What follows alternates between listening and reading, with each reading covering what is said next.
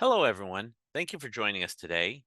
Welcome to the Avexia webinar series. Our topic for today is laboratory assessment of gut health in the athlete. My name is Christopher Chu. I am the Director of Marketing for Avexia Diagnostics and will be your host for this webinar.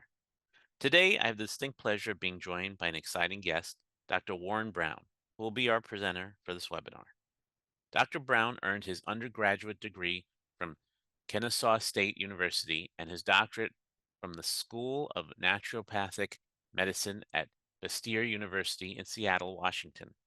Dr. Brown is a member of the Georgia Association of Naturopathic Physicians and the Arizona Naturopathic Medical Association. He holds a naturopathic physician's license in Arizona. Since 2012, Dr. Brown has been helping athletes and active individuals to reach their highest levels of health and performance through his advanced clinical program.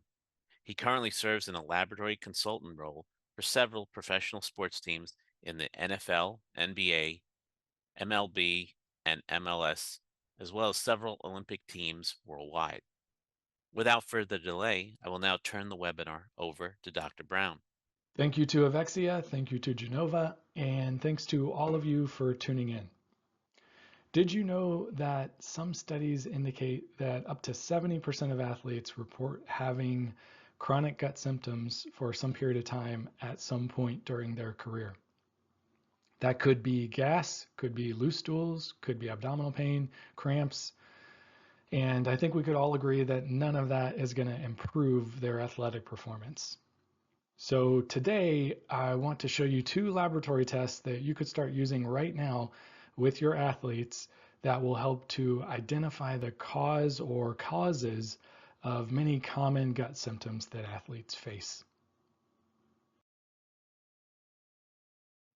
Before we dive into the presentation, I should mention that I work in the medical affairs department at Genova Diagnostics, and I'm the naturopathic physician at Clinical Advances for Sport. I've been lucky to work with athletes at all levels of competition and have served as a laboratory consultant for several professional sports teams and Olympic teams.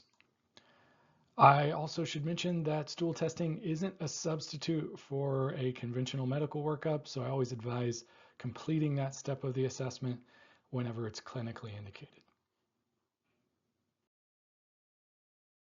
Here's what's in store for the next 35 minutes or so. We will look at why gut health is so important to the athlete. We'll get an overview of the GI effects and microbiomix, two Genova tests that are assessing biomarkers that are showing up in published studies and sports science research. And we'll spend a few moments talking through some considerations around choosing the right stool test for an athlete. By the end of our time here, my hope is that you'll feel more confident in your discussions about gut health and stool testing for the athlete.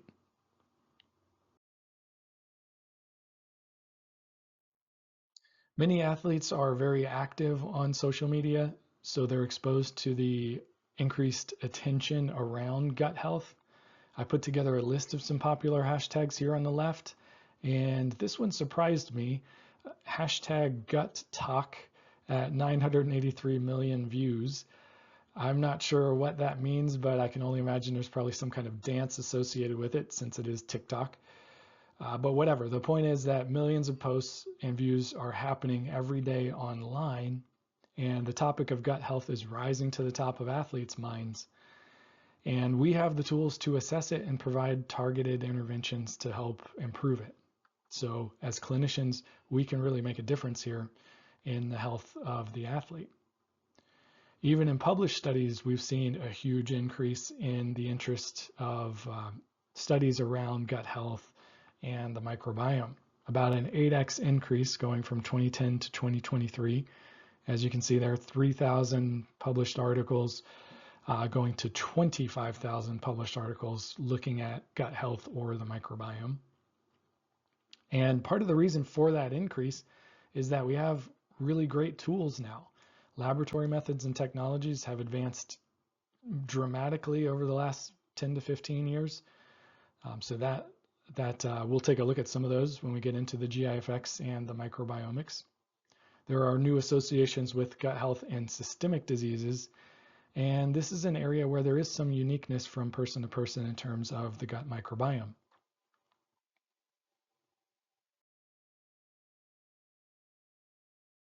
We won't spend a lot of time here, but I think it's helpful to talk to athletes about why gut function is so important.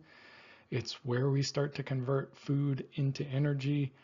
It's where 70% of our immune system lives. 80% of our neurotransmitters are synthesized in the gut by gut bacteria. The gut bacteria also have the ability to make B vitamins, vitamin K, amino acids, so they're helping us in that regard as well. They make enzymes like beta-glucuronidase, which plays a role in recirculating steroid hormones like androgens and estrogens. And poor gut function, of course, is going to impact all of that. So, as we said at the beginning, it's a huge percentage of athletes that have problems in this area.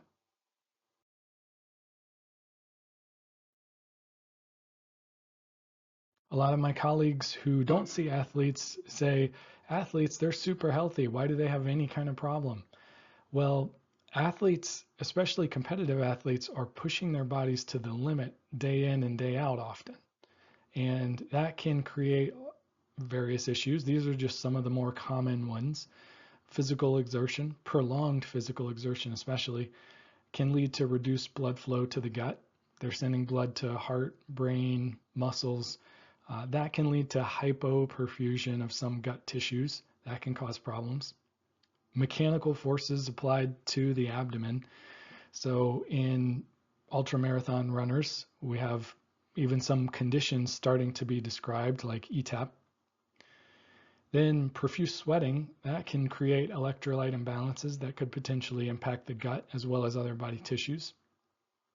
Suboptimal diets, that can lead to microbiome imbalances, which can lead to metabolite imbalances due to that. Overuse of anti-inflammatories, this is a big one. That can lead to intestinal hyperpermeability or leakiness to the intestinal lining. It's just one of the medications that's really tough on the gut lining. And poor sleep patterns for those athletes who do a lot of traveling across different time zones, that can impact sleep. And that's been associated with a variety of gut problems, hormonal issues, inflammation, etc. So just some of the common reasons why athletes may not be as healthy as they might think.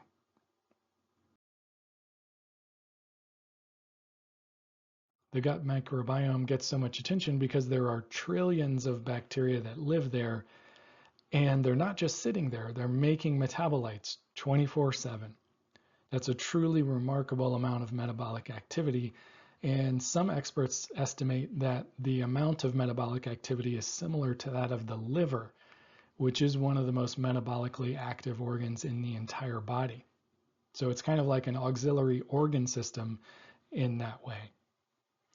You can imagine a well-balanced microbiome could be a significant contributor to health, and by producing beneficial metabolites that get absorbed and influence our systemic health. And you can also imagine that a poorly balanced microbiome may not be able to do the same, and in fact may be working against us. Generally speaking, there are two types of stool tests, conventional and functional. Conventional are the ones we think about for medical diagnosis and management.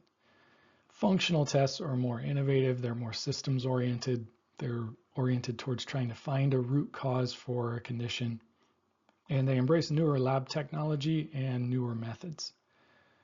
With that said, some of the best functional tests actually incorporate some aspects of the conventional assessment, things like calprotectin, which is an inflammatory marker, pathogens, parasites. These are some things that Genova looks for in some stool tests like the GIFX, for instance.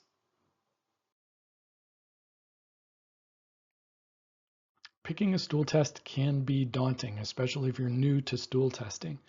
So I've put a list of questions here that you could ask if you're evaluating multiple different tests and you want to pick the right one. I really only want to point out one thing from this slide though, and that's the idea of cutting edge versus bleeding edge. I think this is a really important point because cutting edge testing like the testing that Genova offers, has some evidence behind it, has some good track record of clinical utility. That's what we think of as cutting edge. Bleeding edge is also a philosophy of some functional testing where they'll use unproven methods or experimental technologies, and that can lead to problems with reproducibility. So in terms of the spectrum, Genova is firmly in this cutting edge area where there is clinical utility and we can point to evidence for each of the biomarkers that we test, which by the way is listed in our support guides for our testing.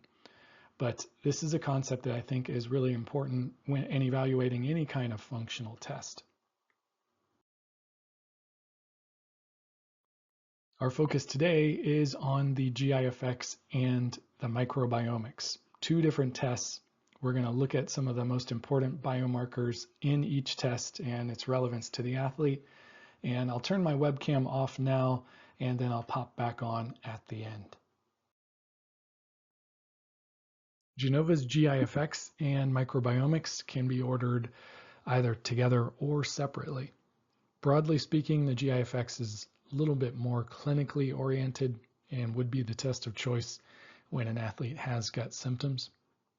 On the other hand, the Microbiomix depends on whole genome sequencing, which allows for a very fine focus on the microbiome and its metabolic potential. It's a good choice for athletes with or without symptoms.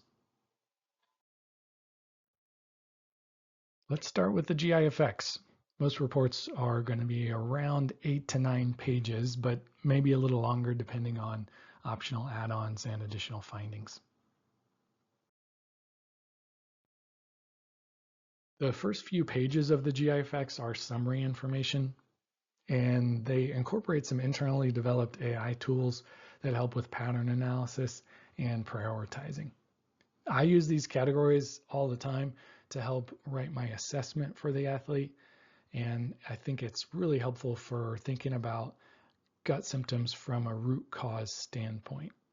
Each of those scores that you see on this page are 0 to 10 in terms of significance.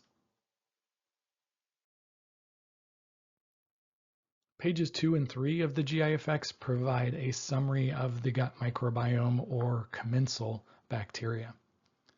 And they're calculated based on the 24 organisms that we'll see when we get to page 5 of the GIFX. What we're looking at here at the top of page 2 in the GIFX is the quantity of commensal bacteria.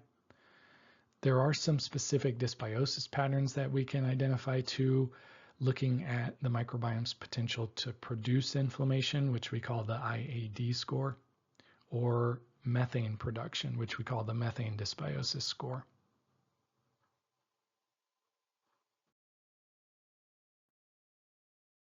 The commensal balance chart at the top of page 3 is really telling us about the quality of the microbiome.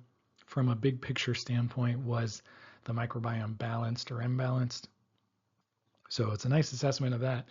And then we have the relative commensal abundance, which organizes the bacteria according to their phylum and compares each phylum to a healthy cohort. The fourth page of the GIFX comprehensive is laid out in the DIG format: digestion, absorption, inflammation, immunology, and gastrointestinal microbiome. Now let's take a closer look at each of these sections. Pancreatic elastase in the stool is a good indicator of the exocrine function of the pancreas. We think levels of over 500 are ideal and tells us about how well the athlete can produce enzymes to help to digest their food. So we also check protein products and fecal fats. When elevated, those would suggest maldigestion or malabsorption, which can be due to a variety of reasons, which we go into a lot of detail about in the GIFX support guide. However, I find these really important for athletes because if proteins are being maldigested, then amino acid levels are going to suffer, and that could have a big impact on energy, lean mass, mood, etc. If fats aren't being digested or absorbed properly, then there's a good chance fat-soluble nutrients aren't either. And that could really impact the antioxidant capacity of the athlete, which is bad news for longevity. Many athletes are hyper-focused on protein, and some put a heavy emphasis on trying to get X number of grams per meal. There is debate on the number of grams of protein that can be adequately digested at mealtime. Some say the body cannot absorb more than 20 or 30 or 40 grams of protein at one sitting. But I think there is a lot of individual variability, which makes it hard to put a specific number on it.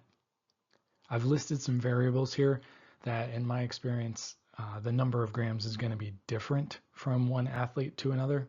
And that's why testing can be really helpful here, because if we're seeing a high amount of protein products in the stool, that's one sign of protein maldigestion.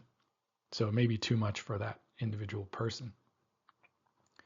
The review article on the right does a nice job of explaining protein maldigestion in athletes and talks about what happens after acute exercise when they're still in that fight or flight response and how that could jeopardize adaptations to training. The inflammation and immunology section of the GI effects includes calprotectin, which is a neutrophil type of inflammation, eosinophil protein X, which is mediated by the IgE part of the immune system, and secretory IgA, which tells us about the immune response in the gut lining, the first line of defense in the mucosal surface there, which can sometimes be upregulated to a pathogen, permeability issues, or maybe even a food sensitivity.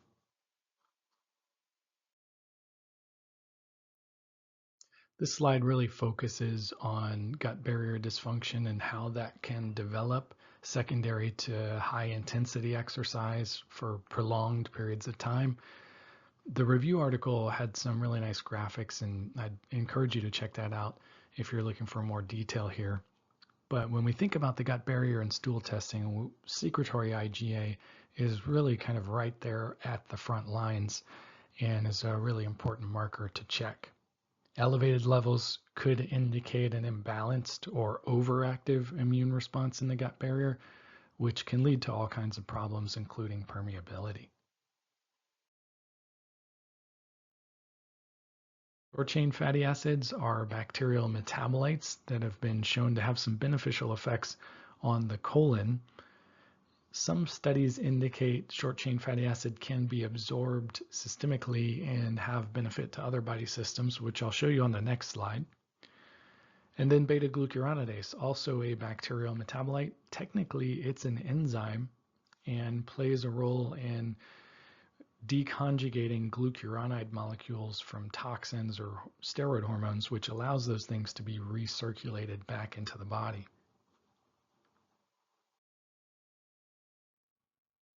Short-chain fatty acids technically are produced when gut bacteria ferment fiber or resistant starches. For athletes, short-chain fatty acids carry particular importance because they've also had demonstrated positive impacts on skeletal muscle function. We're starting to see some studies describing prebiotics and probiotics as contributors to ergogenic potential because of their ability to help with short-chain fatty acid production. The fifth page of the GI effects shows 24 key players in the gut microbiome. There's a lot more detail in the GI effects support guide if you want to dive more deeply into this. That's available on Genova's website. However, let's look at some of the ones that have received attention in sports medicine research. There's a lot of good data on lactobacillus and bifidobacterium. They are found in fermented foods as well as probiotics, and their benefits in the gut include immunomodulatory properties, anti-inflammatory effects, short-chain fatty acid production, and vitamin synthesis. They're considered among some of the most important in the entire gut microbiome. And marathon runners taking lactobacillus and bifidobacterium were found to have a reduction in the frequency of upper respiratory tract infections, according to one study. For athletes who have gut symptoms, the last few pages of the GI effects can be really helpful for ruling out pathogens and opportunistic organisms. Culture results and the KOH prep shown here are also helpful for assessment of yeast overgrowth. If an opportunistic or pathogenic bacteria or yeast is found, a sensitivity will be provided for both prescriptive and natural agents, which will show you what inhibited its growth in the culture dish. The GIFX also uses two different methods to check for parasites, a microscopic exam, as well as some PCR probes. So just to be doubly sure about parasites, you've got two different methods included in the GIFX. This type of assessment would be helpful for those athletes who have some loose stools or abdominal pain or nausea to be able to rule out parasites. There are several optional add-on tests available for the GIFX, including zonulin family peptide, H. pylori, and the others would probably make more sense for cases where there's watery diarrhea present.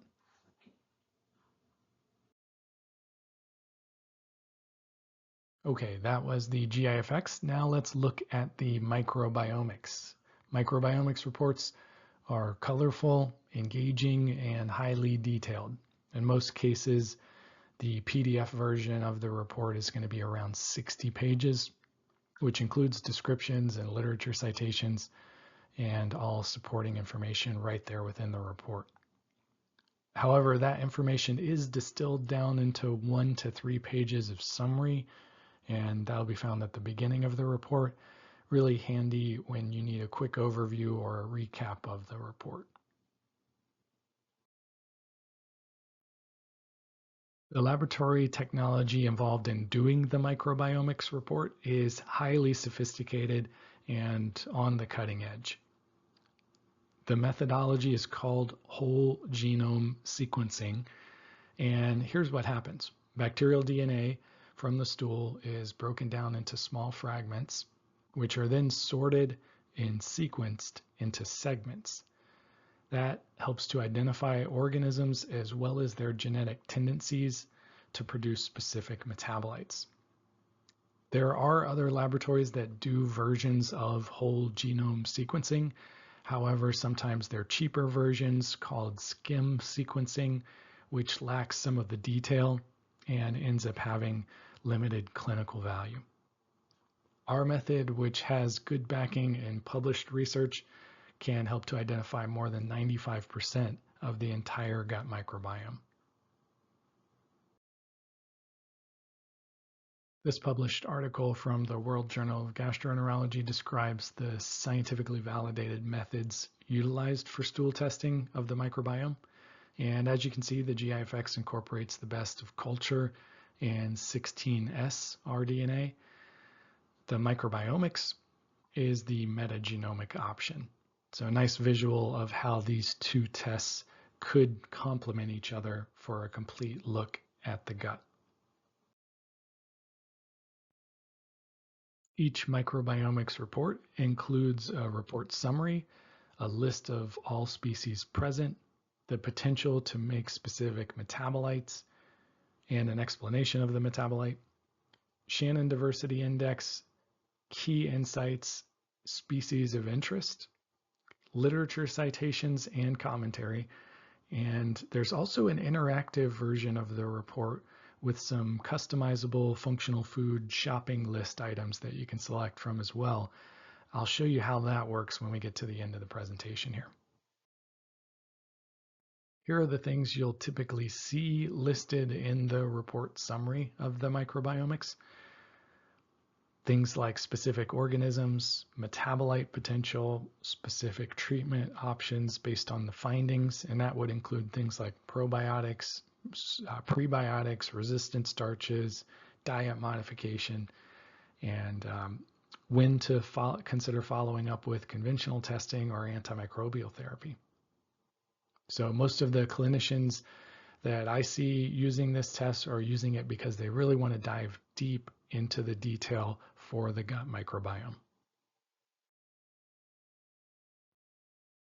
This page of the report features the horizon chart and the Shannon Diversity Index. The horizon chart shows us how close to ideal the athlete is, as well as sort of setting the tone for how we interpret the microbiome overall. The Shannon Diversity Index is published literature's best indicator of microbial diversity.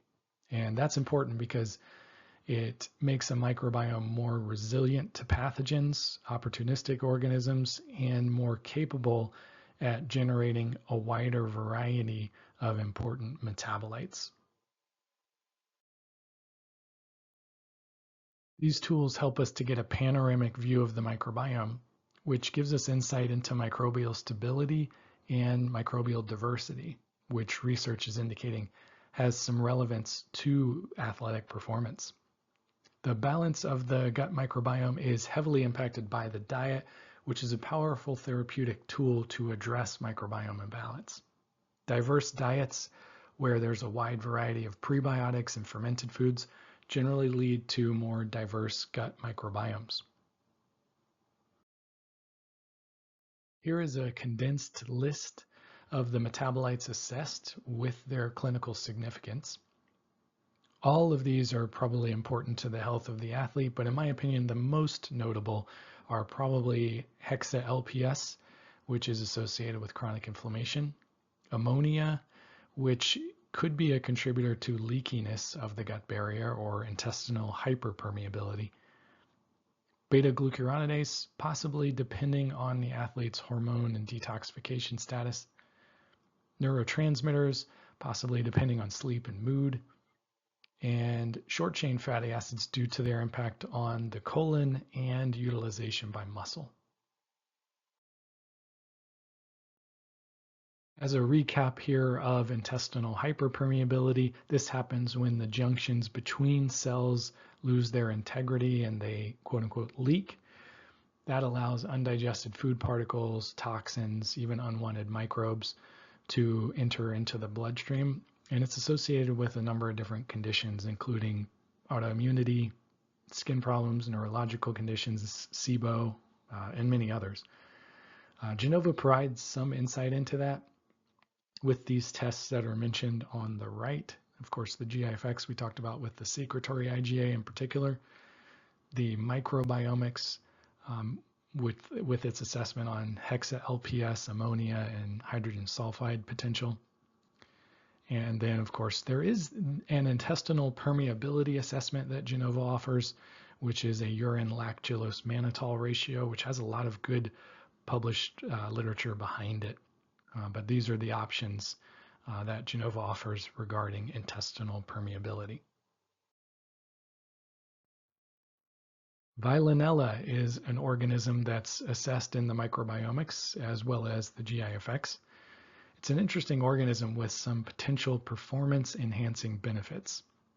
It utilizes lactic acid as a fuel source, which may help to protect athletes from overly high lactic acid levels. Lactic acid is a contributor to delayed onset muscle soreness, so if we can buffer the amount that gets produced, or if this organism can do it for us, then that could potentially have some benefit. The discovery really is consistent with the concept that a well-balanced gut microbiome is going to be helpful for modulation of both detrimental and beneficial metabolites.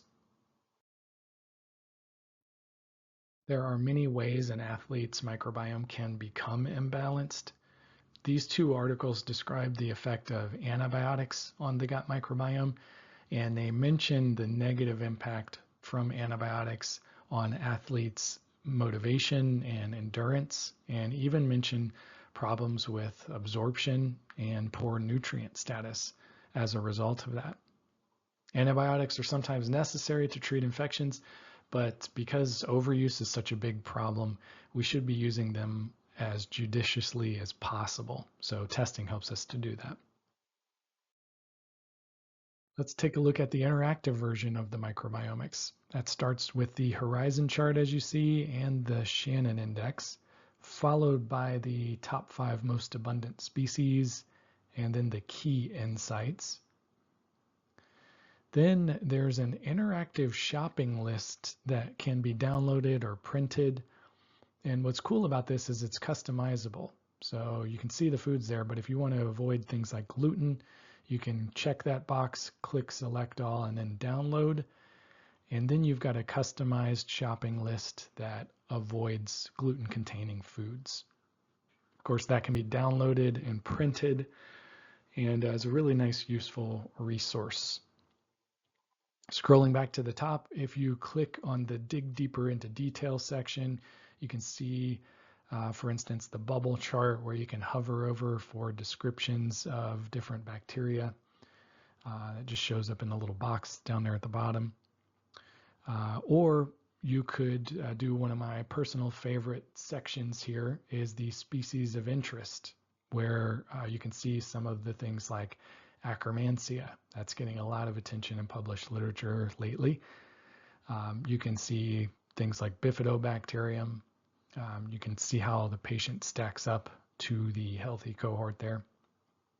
Faecalibacterium has lots of anti-inflammatory effects. It's one of the more beneficial commensal bacteria, probably. Lactobacillus, another important beneficial organism. Oxalobacter helps to degrade oxalates. Really neat little table there that you can explore. You can also do the same for the metabolites section. So you've got the athlete's result, the U result there in comparison to the average. So all of the information here is found in the PDF version. This is just a cooler, more engaging way to explore the report. Okay, time to summarize. So for the GI Effects Comprehensive, think of this for the athlete who has some chronic gut symptoms. We're getting information about maldigestion, inflammation, immune responses, and the microbiome. It is a focused look at the microbiome and some of the metabolites. The test is also very good at detecting parasites and yeast. There are many different methodologies that are incorporated into the GI effects. It has a long track record of clinical application and success. And generally, there are a wider variety of therapeutic options and treatments that you might take based on an athlete's findings. Genova's Microbiomix profile is really great at diving deep into the microbiome and looking at the microbiome's potential to produce specific metabolites. This is great for the optimizers, the ones who are looking to get their microbiome as healthy as possible, as diverse as possible, and looking at mitigating health risks at the same time. Therapeutic support options are really centered around diet and functional foods, as well as pre and probiotics. And the interactive and online report that's available for the Microbiomix is pretty cool. What we've seen over the last few decades is a huge interest in gut health and the microbiome. And that continues to rise and continues to get more sophisticated as we get better and better tools to assess it from a laboratory standpoint. We know a healthy gut can optimize nutrient absorption, modulate inflammation, and even lead to benefits in other body systems. So it's important to optimize there. The GIFX Comprehensive and the Microbiomix are stool tests that can be used either together or independently to provide deeper insight into gut function. These tests are available through your Avexia account. Super easy to order. Just log in, then look for Genova's GIFX Comprehensive or Genova's Microbiomix. As we wrap up this presentation, I just have to mention a couple words about quality. Everyone at Genova takes it very seriously. We know you're making decisions about your patients and your athletes based on test results. So Our laboratory is licensed by CLIA at the federal level, as well as every state requiring it. We participate in internal and external proficiency programs to help maintain the accuracy of our assays, and that has helped Genova gain a reputation as a benchmark, even among other prominent laboratories. So just know that you can trust results that you get from Genova Diagnostics.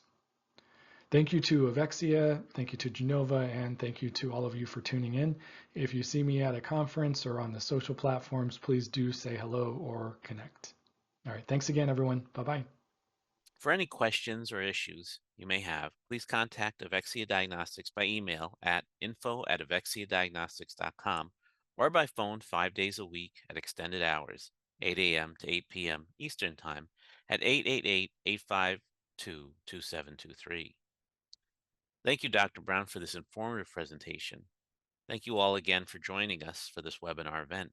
Until next time, from everyone at Avexia Diagnostics and Genova, stay healthy, stay safe, and we wish you all the best on your pathway to wellness.